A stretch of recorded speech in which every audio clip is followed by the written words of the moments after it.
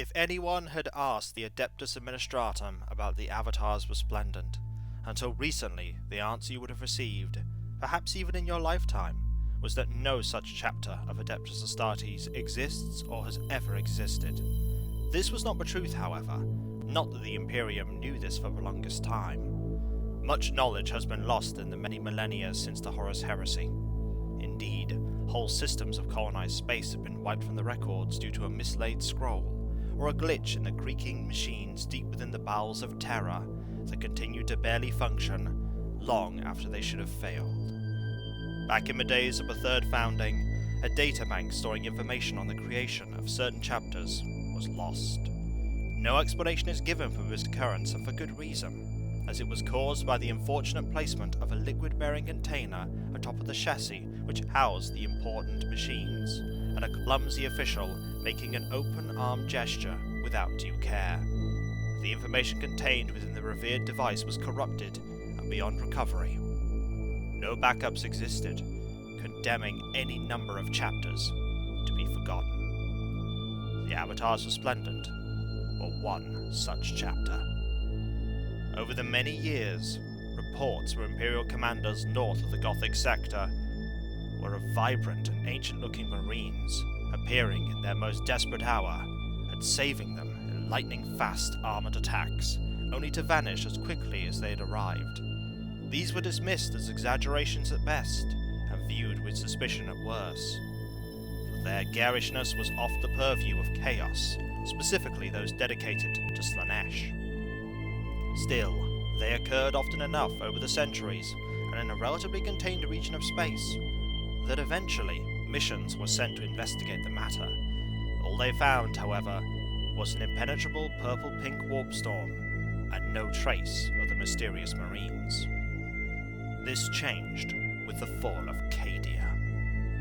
It was an event that rent the galaxy in two, forever scarring it as the corruption of the Eye of Terror spread like a virulent disease. This had the unexpected side effect of weakening the warp storms that had been investigated in the past, though the Imperium had no time to investigate this, focused as it was on containing a surge of anarchy and strife in the region. It was in this moment that the Avatars Resplendent emerged, finally free from the prison that had isolated them shortly after their arrival to that segment of space.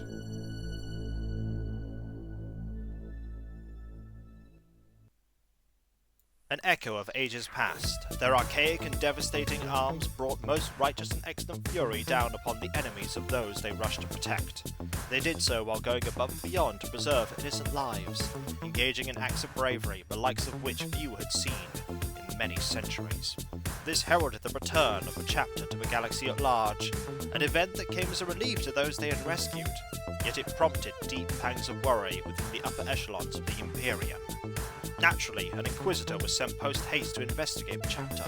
They sought out even the faintest signs of corruption, but found only a stable and prosperous region of space that had remained loyal to the Imperium despite millennia of isolation. The Avatars Resplendent themselves were found to be highly resistant to the influences of the warp, and better able to wield its powers, which they did so only in the line of duty. They had also adopted many unusual customs divergent from the Codex Astartes, yet had remained free from taint and as dedicated as ever to defending the Imperium, even if they went about it in an unusual manner. The chapter's well-maintained databanks, which contained all their accomplishments and history, were copied and handed to the Administratum, and their gene seed was sent off for storage and analysis. Extra care was taken to ensure that this knowledge was kept far, far away from calamity. Though the Torchbearer fleet was long in the tooth, it was still able to create for the Avatars Resplendent Primaris reinforcements to further bolster their numbers. Rather than accept this gratefully, however, the chapter master of the Avatars Resplendent, Colt Stabface, posed an alternative. He stated that the weakening of the warp storms around the region of space they protected was likely temporary. The Batlin, or the chapter called their Librarians, believed that one day they would again be cut off from the Imperium, possibly eternally. Rather than condemn these much-needed Primaris Marines to be trapped with them, Colt suggested that that it would be more prudent to use their gene seed to create a Primaris-only successor chapter stationed outside the warp storms that they would mentor to defend the region in the future. Though initially reluctant, the Inquisitor conceded that Colt was likely right, so the Marines Xtreme were formed. And thus, the beginning of their journey, the galaxy at large, was recorded for many centuries to come. But what will that tale be? Will it be one of success, or one of failure? We do not know, but what we do know is that it will be most bodacious. So bodacious. Hey folks, it's Kikoskia here, and this is the part of the video where I ramble on a bit about my history with Games Workshop, specifically Warhammer 40,000. But before I do that, I want to thank Arborix for making the absolutely fantastic art that is the backdrop for this video. It's absolutely wonderful, and I couldn't be happier with it. If you want to check out Arborix's stuff, you can find a link in the description. Why not commission them to make an awesome thing for yourself? You won't regret it. Back to the matter at hand, though. Me and Games Workshop. I remember specifically the first Warhammer models I ever got. I knew about Warhammer because people at my school talked about it and I occasionally saw the stores. But the first Warhammer models I ever got were on the front of White Dwarf 202, two lizardmen skinks. Something about them and the contents of the magazine latched onto my imagination, and I knew then that I'd found something I really enjoyed. The lizardmen skinks were followed shortly afterwards by a box of 6 plastic goth orcs. And I think for Christmas I got the 2nd edition Warhammer 40,000 big box set. And my, did I love that. I assembled all those models. I didn't paint them though, I didn't have any paints and I was no good at painting back then, but I loved that box set. I still actually have quite a few of those models, albeit they're currently with my brother. But that's besides the point. I didn't play much Warhammer 40,000 at that point. There were a few scattered games here and there. I played more in 3rd edition, because by that point I had an army. Space Marines. I don't know what it was about Space Marines, but I really liked the aesthetic, and I just thought they were neat. So I collected an army. It was a mixture of 2nd edition and 3rd edition models. And around that time, I started running a after-school club where I got to play some Warhammer 40,000. But eventually I drifted away from the hobby. I don't know why I drifted away from the hobby. I imagine other things came up in my life and they just caught my interest more than the Warhammer that I had. But it was always there, in the back of my mind. I'd made a custom chapter, a super serious and super grim chapter.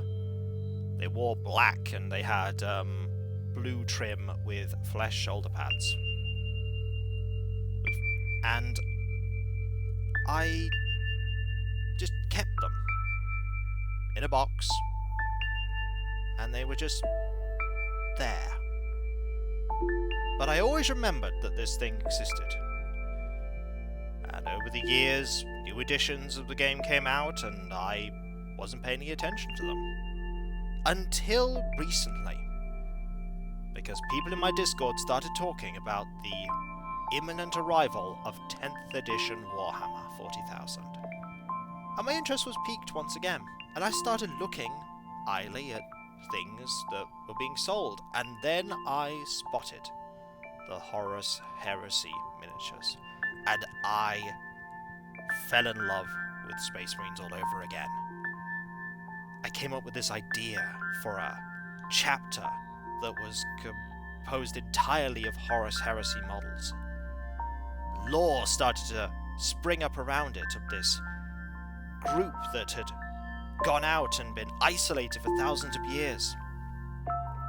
Relics of the past, much like I felt I was, coming back to Warhammer 40,000 after so many years.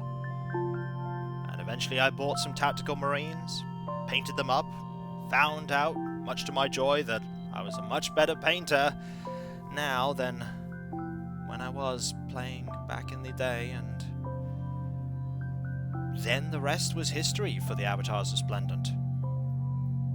I then got hit with the double whammy of many of the Horus Heresy vehicles being consigned to Legends, and then more Firstborn Marines being consigned to Legend, and that was when I added the part of the lore where they may eventually get trapped again. I was at first very, very upset, and a little angry that all the stuff that I bought and painted couldn't be used in tournaments. Of course, I realised later that I was never ever going to compete in tournaments, because that is not the kind of game I like to play. And it didn't matter really, because for me, collecting Warhammer 40,000 is a lot more about weaving a story and the joy of painting and the community. I was in my past a person that really liked to play to win. Or so I thought. But in truth, I was then a lot like how I am now. I wanted to make something that was uniquely mine. It didn't matter if it was powerful. And the Avatars Resplendent are not powerful on the table. They lose a lot of matches, far more than they win. But for the most part, I enjoy playing with that army. I love bringing them to my friendly local game store. And people generally love how they look, and they like the theming. They like the effort I've gone to, and that makes me happy that people are enjoying what I enjoy. As for the Marines Xtreme, they came about from the idea that if eventually the Avatars Resplendent are going to be basically unplayable one day, I need a Space Marine army that is one that can be played, but also can be connected to the Avatars Resplendent. And thus, the idea of a successor chapter came about. The Avatars Resplendent, as you can no doubt see from the image, are the epitome of the 80s. Their colour scheme is neon and vibrant. Their world, Magnaqua, is basically 80s Space Miami. And they have a lot of the ideals of the 80s in that they are cool and awesome people to be around, and they don't judge. Like all the things that you are taught in an 80s cartoon about being cool and being a great person. That's what the Avatars Resplendent are. And they also relax and chill out and party and all the things that you don't think Space Marines would do, but they do it, because it's just a bit of fun. It's all a bit of fun, the chapter. And the Marines Xtreme, being the successor chapter, are incredibly 90s.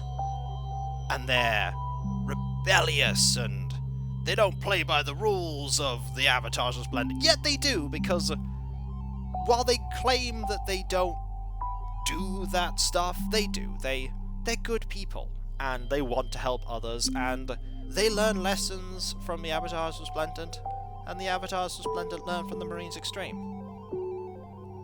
One mentors the other, and gets mentored in turn. They're always learning, always growing, and always being most excellent to one another. And I hope, in upcoming videos, I will be able to talk more about the things that make both the chapters what they are. Starting with the Avatars Resplendent, going into detail about the quirks of a chapter, and the worlds they defend, and then going into the Marines Xtreme. If that is, people want to hear about it. Let me know if you do. Let me know if you have questions about either chapter, and I will keep those in mind when I do future videos. But this is just a taster for something I want to maybe do a bit more of. Talk more about these Marines that I have really grown attached to and really like painting and collecting and want to do more with. Creativity is wonderful, and I'm so happy that I have something here that I can share with all of you in this way. And I hope to see you in the future with more of these videos. And if you enjoyed this, don't forget to like, comment, and subscribe. And if you are subscribed, press that bell for those notifications. For next time, more about the Avatars Resplendent, and maybe a bit about the Marines Xtreme. Be awesome to each other, everyone. And I'll catch you next time, folks. And I'll see you then. Later.